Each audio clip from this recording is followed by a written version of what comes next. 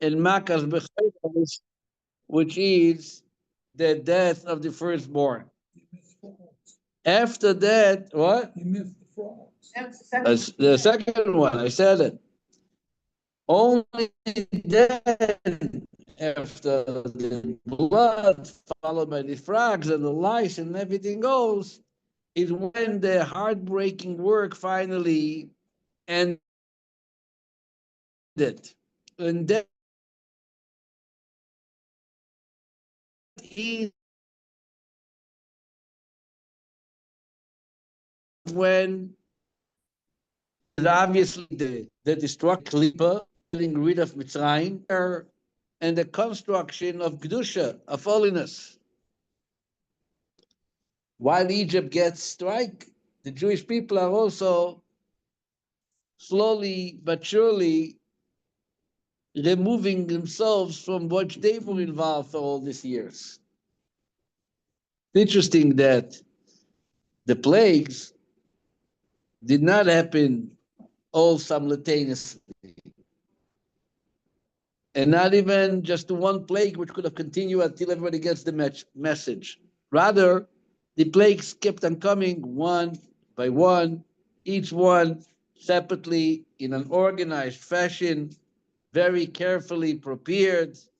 And there were a time period also between one plague and another, which is obviously for the reason to have the Egyptians the opportunity to internalize and to digest the message of the plagues. Because the plagues was not just a mere punishment of smacking someone up and getting rid of him. As you see, by every plague, there is a different expression of what is the message that they will learn. Veyedu Mitzrayim ki ani Hashem. Egypt is going to know that I am God. Some plagues that says they're going to know that I am God in the midst of the universe or in control of the earth.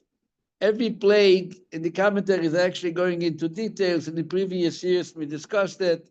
Every plague has its own unique purpose. What is it looking to accomplish by the Egyptians? What are they going to learn from that plague? What are they going to relate to by experiencing that plague? And you see in the wording in the Chumash is also very clearly differences between what is being. Seems like there were like three groups of plagues. One group was to identify God. They should know there is a God. One is that they should know that God is in charge on earth. And more than that, they should know that that same God who is in charge also works miraculously, supernaturally. Is not only in control of nature. If he needs, he exercises that which is above nature and beyond nature. But every plague had its own mission. Actually, if you look in Rashi and Chumash says in chapter 7, verse 3, Rashi says that the verse writes, Leman arbot oisoisai. It says in the verse 3 on chapter 7, it says, Vaniakshe slave Paro, I will harden Paro's heart. Leman in order that I shall increase my miracles and wonders in the land of Egypt. Increase said it's not just for them, for the nations. By increasing my miracles and wonders, that is going to cause the Jewish people to recognize my strength, my abilities, my forcefulness. So it's not just about punishing the nations. The nations are being punished in a way that the Jewish people have a chance to learn and to improve their behavior based on what they see. This is sometimes in the prophet, Rashi brings the prophet Zephaniah, who says, Ichrati goyim nashamu pinotam Amarti ach tiri oti tikhi musar. Prophet says that God cut out certain nations. He desolated their corners in the world where they dwell. But it's all for you to see me and to take musar and to take some moral improvement, realizing that God is in charge and he has a plan and there is a purpose and there is no chaos and a jungle in this world. And really, every plague, how long did every plague take? David, what does Rashi say? A month, but in the month itself. 1 week. Exactly, very good. Rashi said it was a 1 week plague, and 3 weeks was warnings and encouragement, and try them to, to be convinced it's time to let the people go. A month. Every plague was a month. And again, it's a lot of time. 10 plagues, 10 months. 10 months. And the plagues themselves also took time. Actually, some plagues took 6 days. Darkness at terrible days, more than a moment, at midnight. So why was it so necessary? Why was it so necessary? Especially while you keep on plaguing them, meantime the Jewish people are still stuck in Egypt. The Talmud says that they ceased work on Rosh Hashanah. Rosh Hashanah is 6 months before Passover. And from Rosh Hashanah, they were still in Egypt because the Egyptians are still experiencing their sets of plagues. And obviously, every plague had a message, and it took time for the message to be, like I said before, to be internalized. Take, for example, blood. Blood. Rashi tells us that there's no rains in Egypt. And how do they water their fields? From the Nile. From the Nile River. So therefore, when the Nile River gets hit first, who was hit? Was the river just hit? No. It was their God, their daddy, the ones who they rely on for sustenance. So as long the plague takes place, and then you move on next, so there was no opportunity to learn anything. But when you are able to give it for a month, a week plague and 3 weeks warning, and they see and they hear what's going on over here. And it's not only for them, it's for the Jews too. What does the Medrash tell us? That during the plague of Dam, the Jewish people became wealthy. How did they become wealthy? Because of the plague of blood. So the Medrash says that they were drinking, an Egyptian and a Jew were drinking in the same house. There was a barrel full of water. The Egyptian goes over to the barrel, and lo and behold, takes out blood. The Jew goes to the same barrel, and lo and behold, there's water.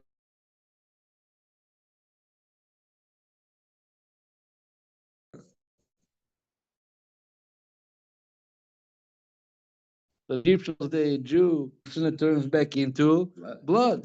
So the Egyptian says, okay, let's all drink from the same cup. Okay, I'm ready to drink from the same cup. They put 2 straws in the same cup. What happens? The Jew drinks water and the Egyptian drinks blood. Once they came, they paid money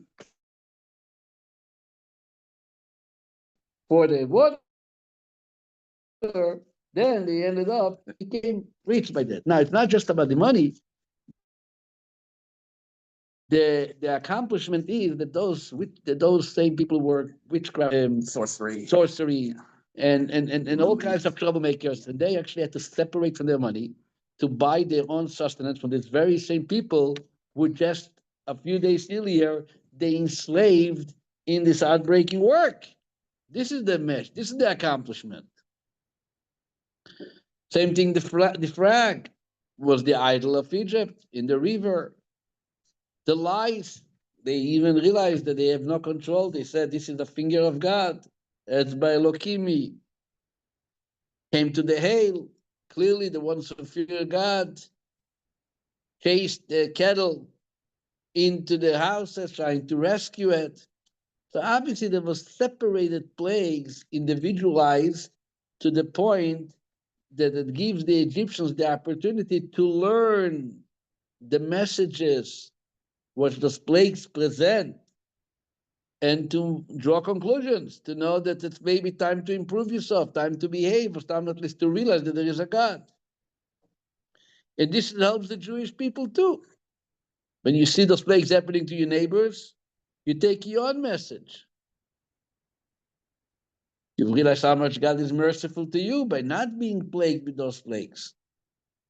So obviously, there's a tremendous accomplishment which took place by those plagues, and we read about it in this week's Parsha. And like I said, if you read the Parsha carefully, with the commentary, even with Rashi, you're going to see there's a lot of meaning in the plagues. It's not just a plague. There's a lot of happening, a lot of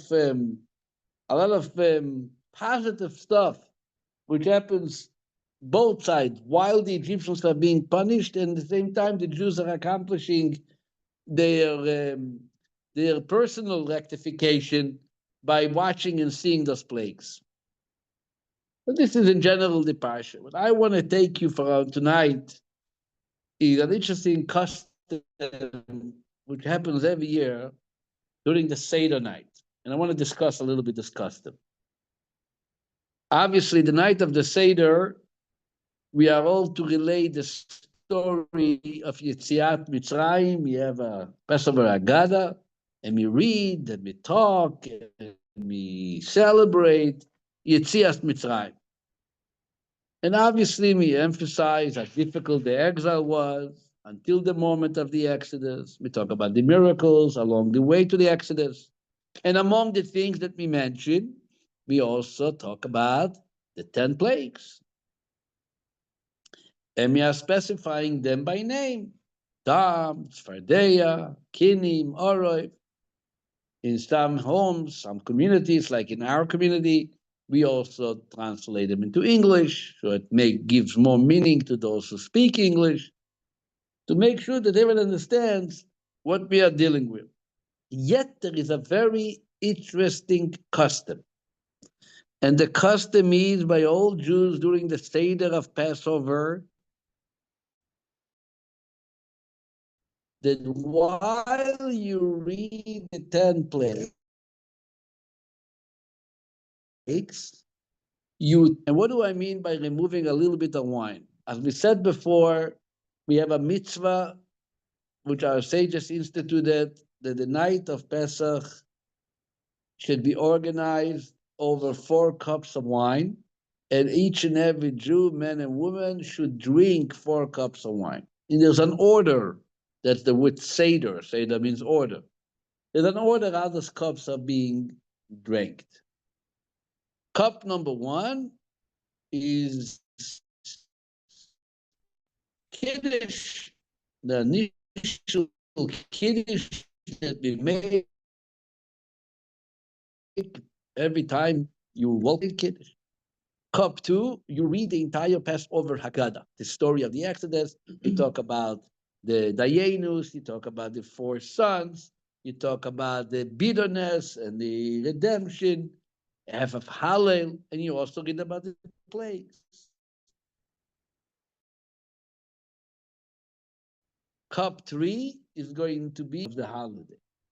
Cup 4 is the final end of the Seder when we say holiday. I see everybody smelling the Passover.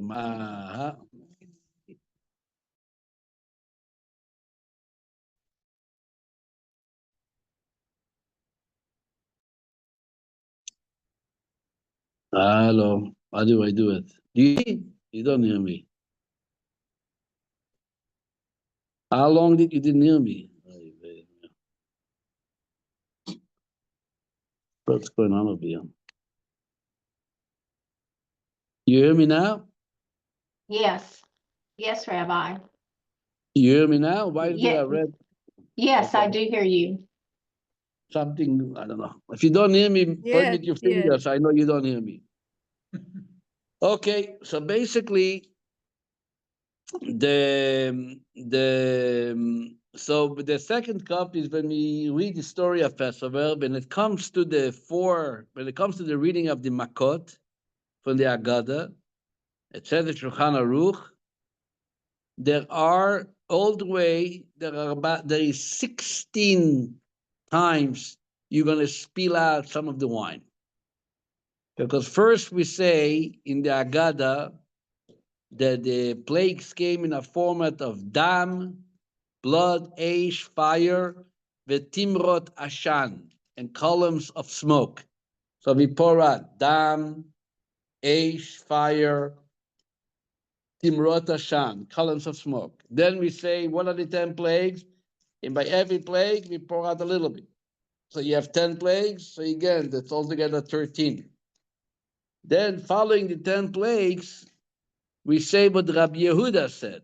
Rabbi Yehuda gave identifying signs to remember the plagues.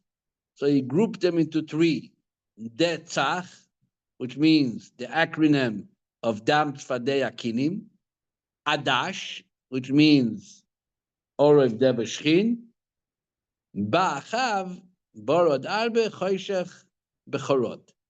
So when you say these 3 acronyms, you also spill out of the wine. The Tzach, Adash, Be'achav. Altogether, at 16 times, which in Shulchan Aruch it says that God has a sword. The name of the sword is called Yoach, Yud, Vav, Hey, Chaf. And this is the sword representing the angel in charge on revenge.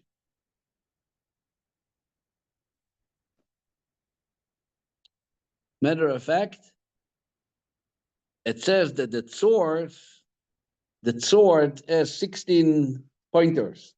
What do you call it in a sword? Serration. Huh? 16 teeth, 16 serration. And that's why we are spilling the 16 times associated with God's personal sword. Actually, the name Yoach, Yud Vav, is one of Hashem's name. Yud Kei Vav Kei, there's a Yud Vav, which also the numerical value at Yud Vav is 16. Yud is 10, Vav is 6. Hach means to hit. Allah sela hach hach, Allah sela hach hach, right? Hach, lehakot. Yoach means the Yud Vav which hits, revenges.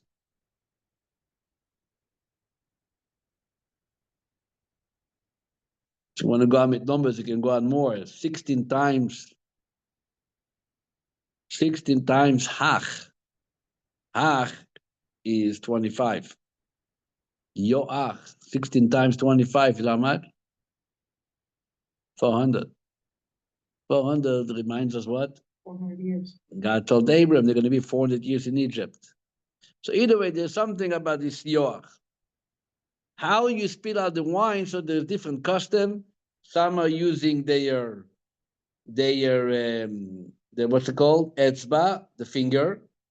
Because actually by the plagues, it says that the Egyptians say, oh, this is the Etzba Elokimi, this is the finger of God. This is the finger, right? So they spill a little bit to the finger. That's one custom. Some actually use the pinky, Zeret, because they refer to that as Etzba. And according to the Kabbalah, you actually use the cup itself. You hold the cup in your hand, you don't put no fingers in, and you just lift up the cup and you go, Dam, Tzfadeya, Kinim. That's actually the Chabad custom too. And then you have to continue the Agada. Here comes something interesting. To continue the Agada, some have the custom to pour out this entire cup of wine that they used for reciting the plagues, rinse it, and refill it with freshly new wine for the second cup. They don't drink the first cup. No, they're going to drink the second cup, but they're going to spill out the cup with the original wine, which was also used for the plagues. Why? They don't want to drink wine which the plagues were read over them. This is called like wine of retribution. The Gemara says in Brachot, you don't make a blessing, you don't want to drink wine which represents punishment and plagues. Wine has to be a source of joy and blessing. So they actually spit it out, rinse it. But also, this is not what the Alter Rebbe says in Shulchan Aruch. He actually says very clearly, do not spill the wine.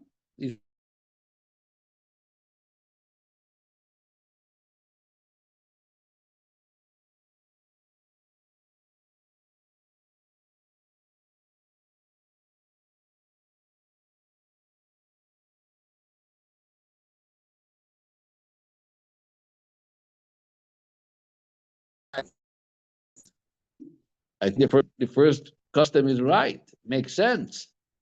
You had wine that you read plagues, and you spilled out plagues, and 16 times, Yoach, Hashem's sword. I don't know if I want to drink this wine. I would rather spill it out and rinse it and open a new, fresh cup of wine. I don't want to be cheap on my wine, and I'm fine to do it this way. In other words, the question would we have for those Kabbalists, there are rewrites it in the Siddur in other places that consider to use the same cup. How are they not concerned for the fact, which is actually a Talmudic statement, to not to drink, not to make a blessing of wine representing retribution, Puraniyut, troll? Simple question. The Alter Rebbe tells us, I will tell you why you shouldn't be worried about it. The Rebbe more explains it. But he says, I will tell you something. When you're going to pour this wine, I want you to become Kabbalistic tonight for a little bit.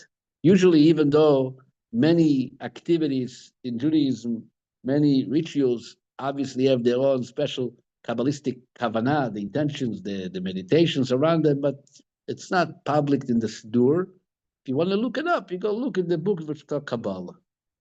This is actually from the very few places and only places that the Alter Rebbe comes and incorporates a special Kabbalistic kavanah, a special type of intention that you should have when you pour the wine out of the cup. And this is what he says. He says the cup, he says, represents Malchut. The hidden meaning of the cup is Malchut. You know, in the heavenly Sfirot, there is 10 emanations of godliness organized in 10 different Sfirot, different agendas.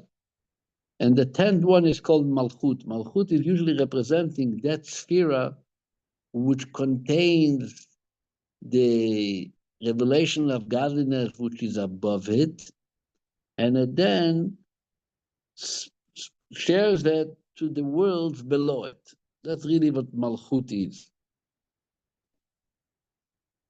Says the Alter Rebbe, Malchut is comparable to a cup. It's like a cup which contains what you put into it. So too is Malchut, that level in Sfirot, which receives and contains all that which is given to it from the levels higher than it or above it, right? Malchut. Malchut, he says, has in it something which we can call, he calls it rage, anger. It's the element of curse. and you use your mind,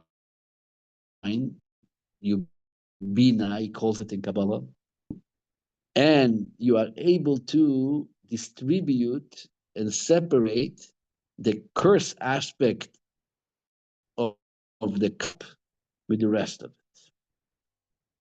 Basically, you spill out the curse, and the rest is wine of joy. Don't look at it as one full cup, which is mixed with curse and blessing. And then you're going to say, if it's mixed, you spill it out. It's not mixed. There's a small element called the cursed element. And this we are spilling out when we read the 10 plagues because they represent curse. And now you don't have to spill out the rest because the rest is the blessed wine, the joyful wine, the cup which receives the great emanations of godliness which comes above it. So if you realize that, then it's not called a cup of retribution. It's a cup of blessing, which had a little element that you had poured out, you had sent it away. This is actually the reason why we spill out the cups. It's like yain achronim. There is a number of reasons. If you look in the commentaries, it's very interesting, by the way. Why do we spill it out? It's obviously something symbolic. So we said you spill out the curse, but where do you spill it? So in the one hand you say, I'm taking it out of my own cup, and I'm spilling it out on my enemy's head. Let them deal with it. Right? You put it out of me. Chutz mimeni. The cup is joy. Cup is my success. Am Yisrael Chai. But I have something which has to be thrown out. I am throwing it out. Where am I throwing it? Out of my cup to the domain of those who want to destroy me. Let them have it. Right? So that's one idea that is brought on why we are actually spilling the cup.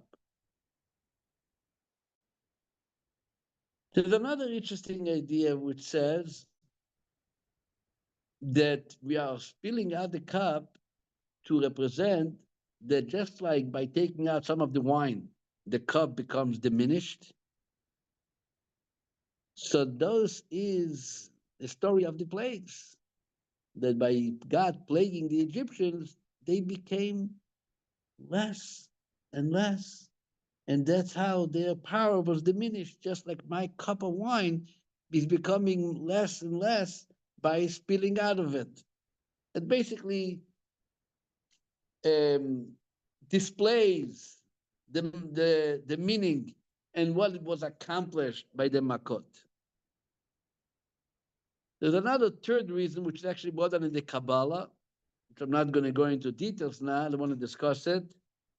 But sometimes we have an idea, a concept in Kabbalah, that sometimes when there is a good experience and you don't want the klippa to be jealous and start up with you, you give him a little bit.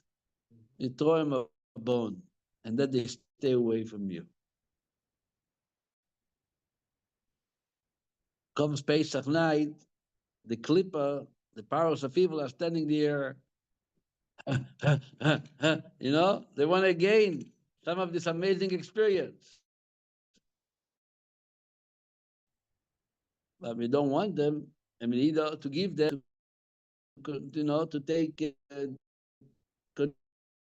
control over us and somehow figure out a way to get some of or more of this experience to them. So me pouring a little wine here for you. Go, baby. How does the president say? Drill, baby, drill. Here, drink, baby, drink. Have a little bit. Say l'chaim. Don't bother me. You also have some. There's some other things that we do. You know that the little washing on the tips of our fingers before benching, my machronim, Kabbalistically is the same idea. We pour some water for them. Here, sustain yourself. Other things I also mentioned in the tefillin, the three little hair sticking out is also like a gift for them. The piece of the bread which gets cut, we put in the ground, let them have it. We always try to kind of include them so they shouldn't bother us. So there's a Kabbalistic idea about pouring the wine by the makot. It's like a time of the Seder that we're trying like to bribe them, so to speak. So they shouldn't bother. Yom Kippur, even according to the Kabbalah, the Sair Lazazel, the scapegoat, was also a gift to the Klippa. Take, enjoy, don't bother. But that I saw last night a very interesting explanation which I never saw till now. And I saw two different rabbis. One was from Poland, from Lublin.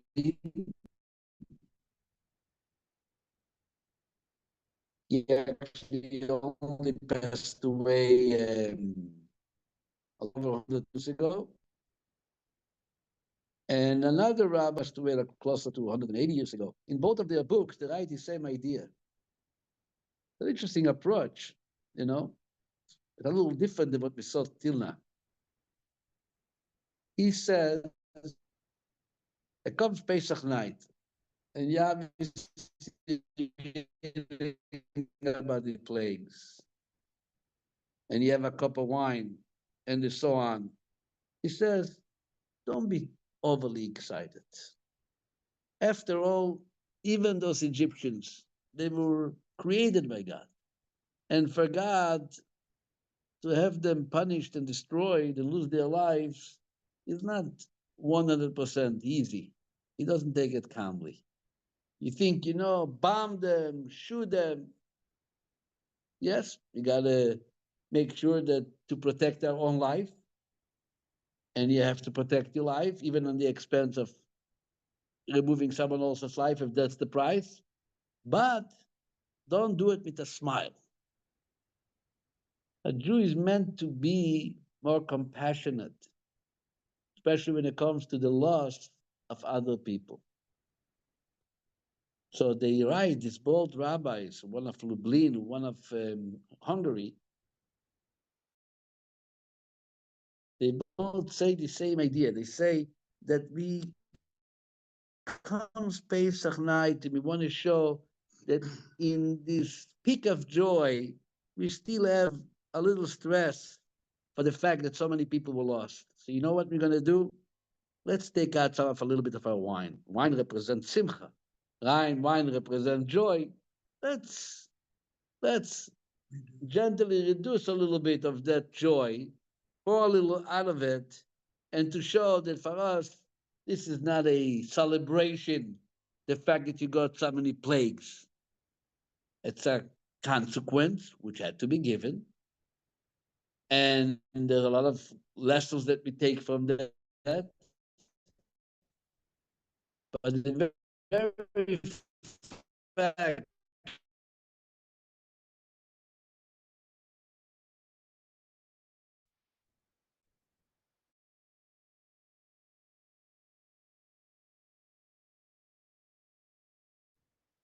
that there was destruction and loss is not a and had to be destroyed, had to be dropped.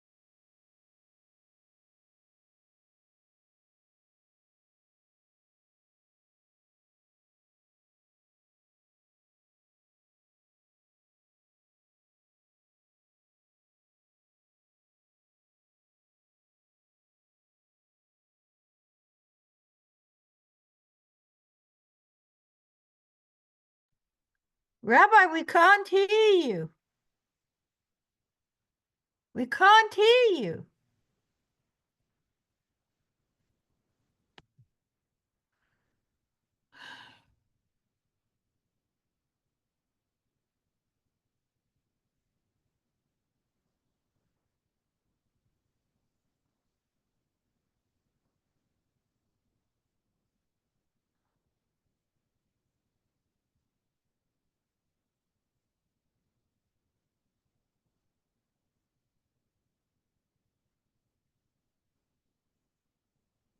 Okay, now you're gonna hear me better.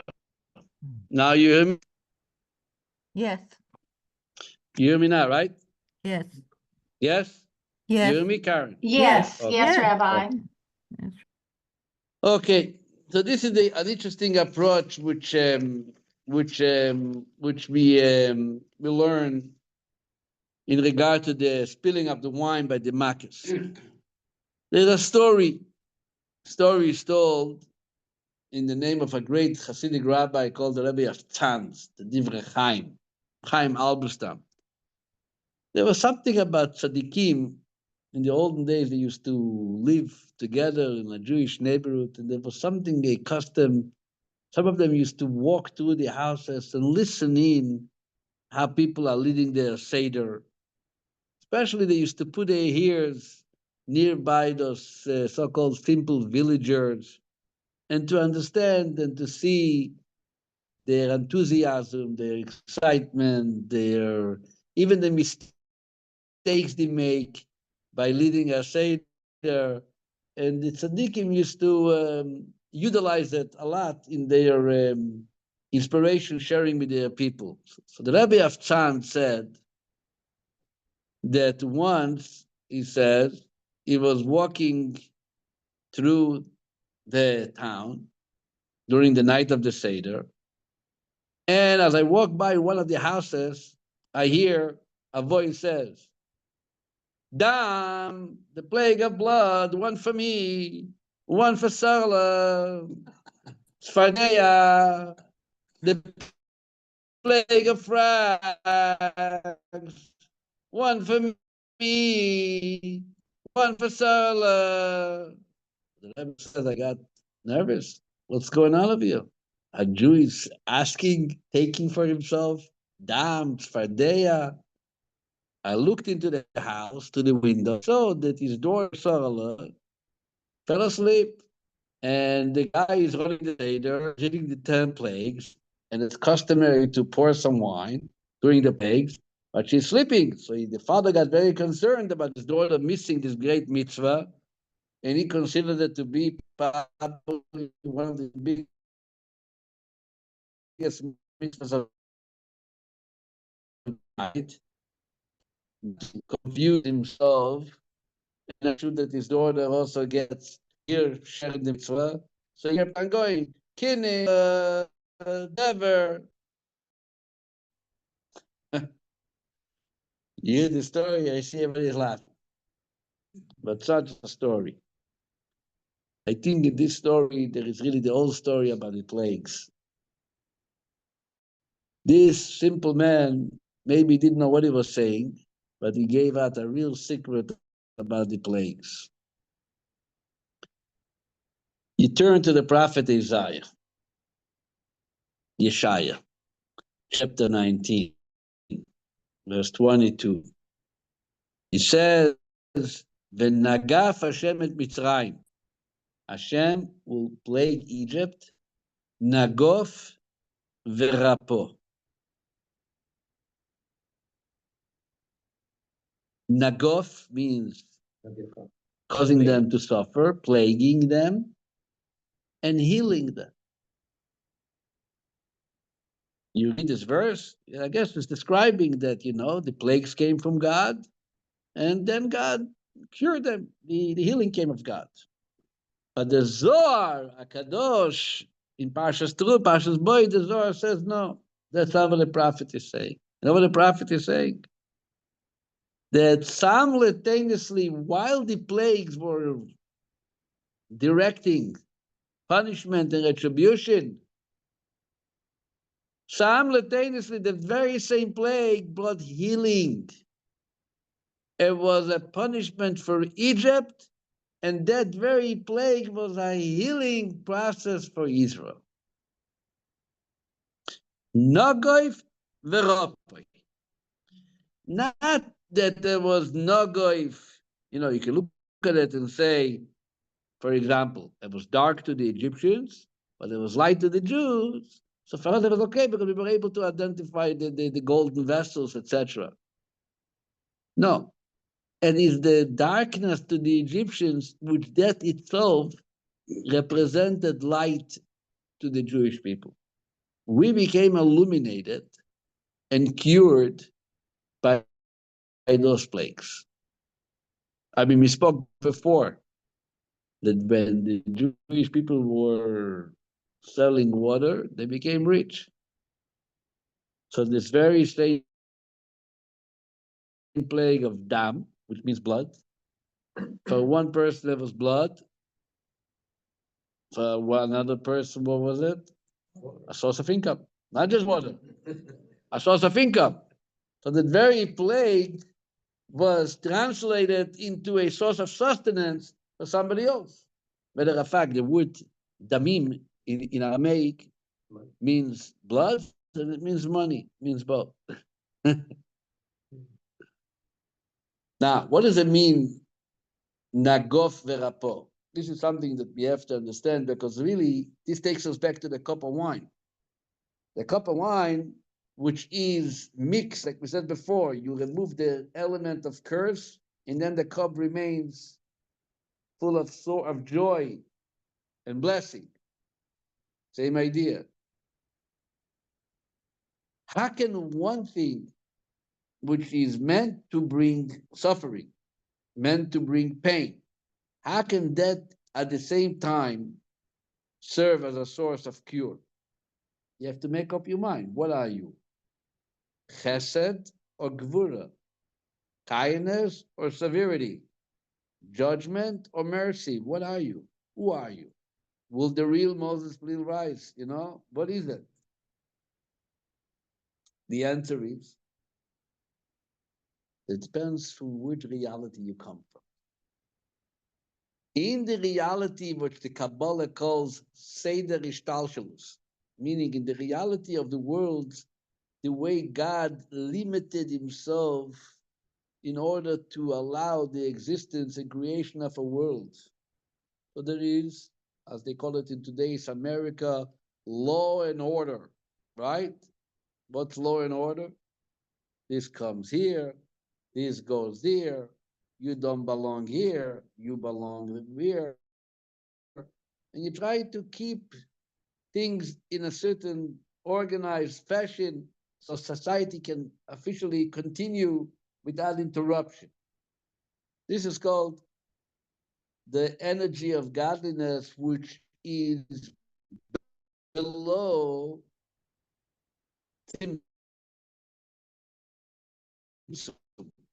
Seder Ishtalshalus, the godliness which is involved and infuses the physical.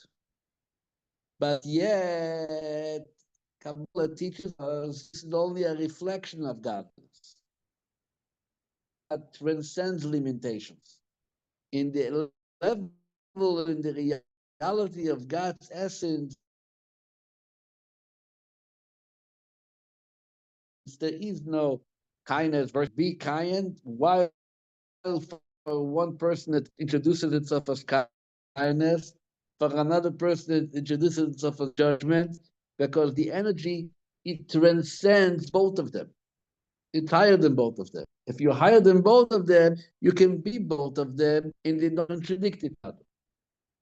This is called the light shelemayla mishtalshus, the energy which is above the order of worlds. And when it came, Yetziat Mitzrayim, Hashem revealed a new level of godliness, like it tells in the beginning of the Parsha. Ani Avaya, I'm going to now refer to you with a name which is higher than nature. Elohim is nature, right? That's how the Parsha begins. Vayedaber Elohim el Moshe. Elohim. Vayomer Elav, and it says to him, Ani Hashem, Yud Vavke.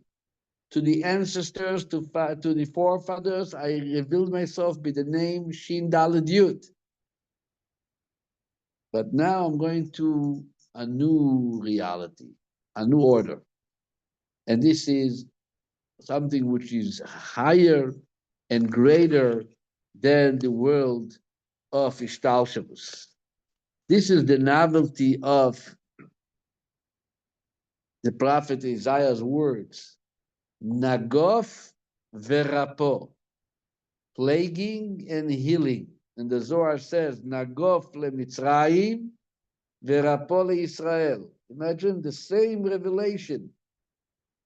It hits, and somebody gets hit by it, and somebody else, what a rain. I'm a chaya.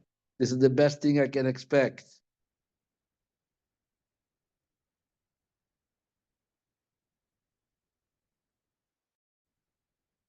And this is really the, if we can consider it perhaps, the paradox of the cup of wine, the second cup.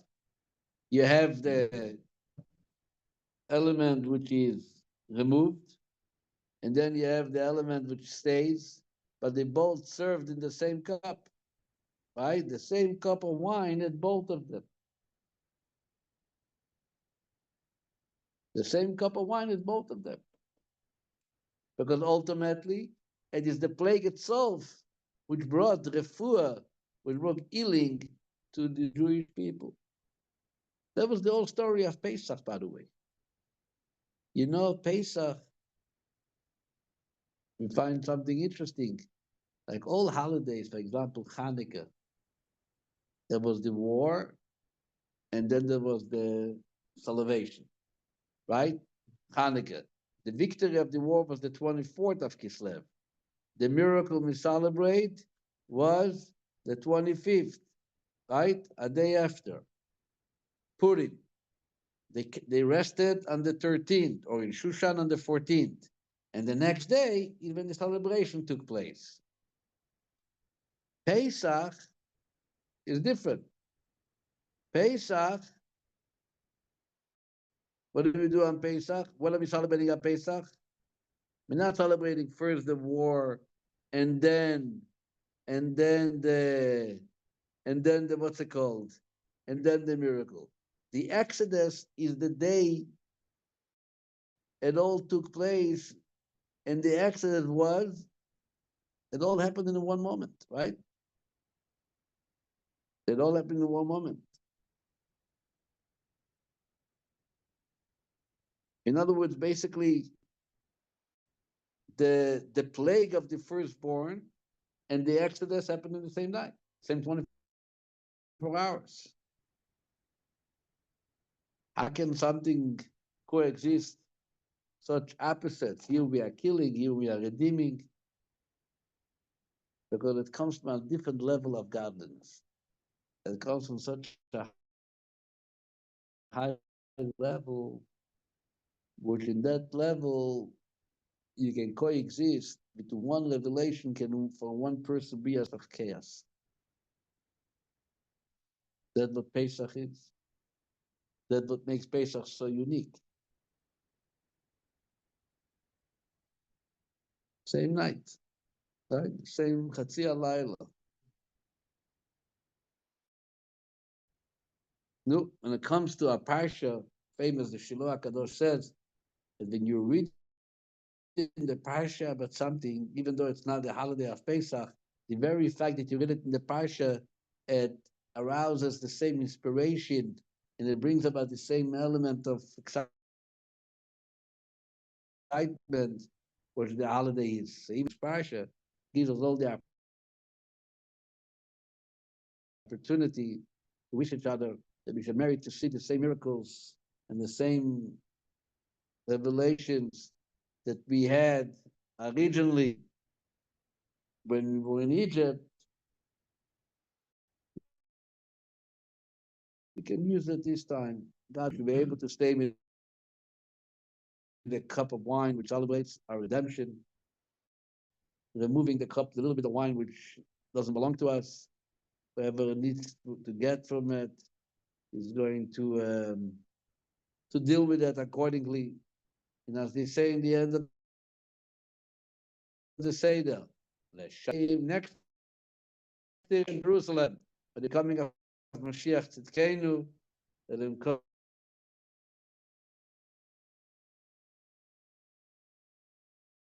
speedily in our days. Amen. Amen. Happy Passover, Dark. All the best to you. Thank you. Everybody okay? Yes, thank you, Rabbi. Thank you. You brought up a Thank you, Rabbi. Yeah.